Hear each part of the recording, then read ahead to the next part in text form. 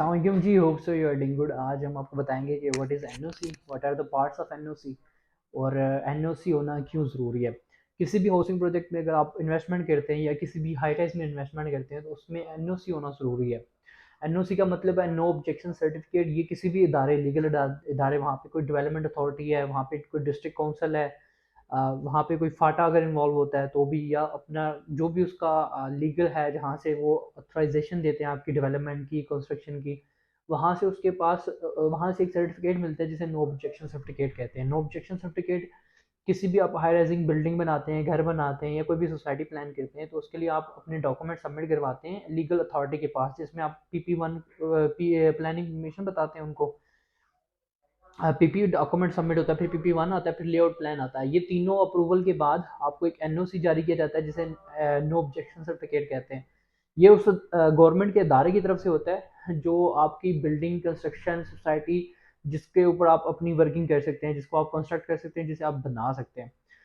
NOC होना इसलिए ज़रूरी है कि देखें, अगर आज किसी वजह से अगर वो कोई भी अदारा, गवर्नमेंट का कोई भी डिपार्टमेंट उसके अंदर इन्वॉल्वमेंट नहीं ले रहा, तो आज से 10 साल बाद, 5 साल बाद, 4 साल बाद हुकूमत चेंज होती है, नया उसका डायरेक्टर आता है जो काफ़ी एक्टिव होता है, तो वो सारे सबसे पहले नो, जिनके पास एनओसी नहीं होता, उन सारे अदारों को, उन सारी बिल्डिंग्स को तोड़ता है।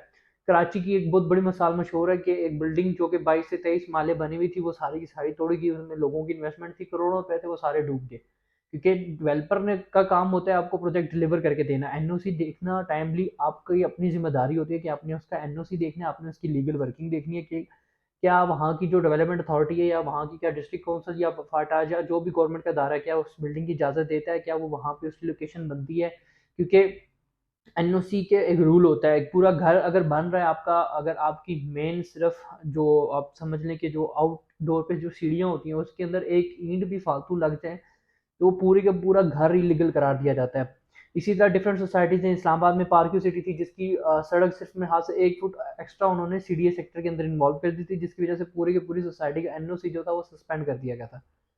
तो इसलिए हर प्रोजेक्ट के अंदर इन्वेस्टमेंट करने से पहले पहले उसका लेआउट प्लान लाजमी चेक करें, क्या वो एनओसी उसकी लीगल अथॉरिटीज जो भी हैं उधर से सारी जगहों से क्लियर है कि नहीं है। क्योंकि डेवलपर हमेशा ये लारा लगा देता है कि हम एनओसी क्लियर कर देंगे, ये हो जाएगा, वो हो जाएगा। देखें, हाई राइज में पहले से क्लियर हो जाता है कि यार हाँ, ये अथॉरिटीज की इजाज़त देगी या नहीं देगी। लेआउट प्लान से सारा कुछ फाइनलाइज हो जाता है। लेआउट प्लान के बावजूद उसको अगर आप उसमें इन्वेस्टमेंट करते हैं तो वो आपकी अपना कसूर है, आपकी अपनी आंखें बंद है जो उसमें आप इन्वेस्टमेंट करें। कल अगर वो डूबती है तो वो आपका अपना नुकसान है, आपकी अपनी पसंद का नुकसान है।